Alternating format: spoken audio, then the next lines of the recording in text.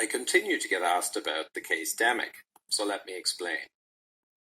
Here we see many European countries, and they're all pretty much the same. Community immunity and the passing of the susceptible, like all viruses in history, has caused the death rate to come right down.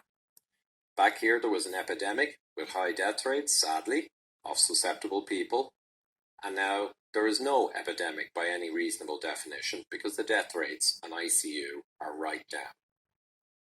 Here's Sweden intensive care loading. They only reached around 60% of capacity, and that was in the epidemic. But now there's no epidemic, and there's only 32 ICU beds in the whole of Sweden, 10.5 million people. And they had no lockdown, no masks, and they're kind of just completely back to normal here. But if you kept testing with PCR tests, as is happening all around Europe, you'd get a case-demic, and you could create a panic.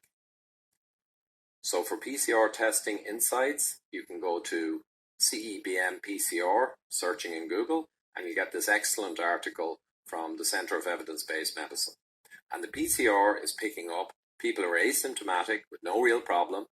It's picking up people who had recovered from COVID a month or two ago.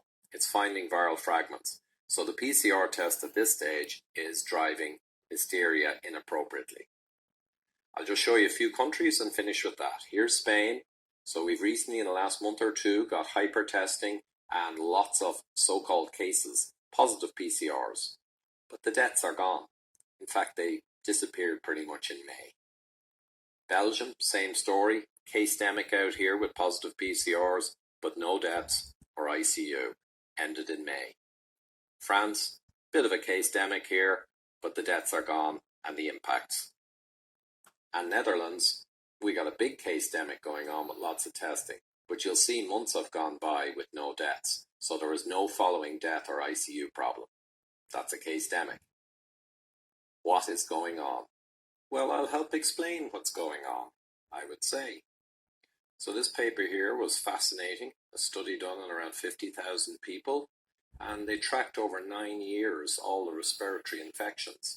And they also tested for all the virus variants that would be seen. And here's the output. And basically, we're not going to look at all the viruses, but we're going to focus in on coronavirus, which is the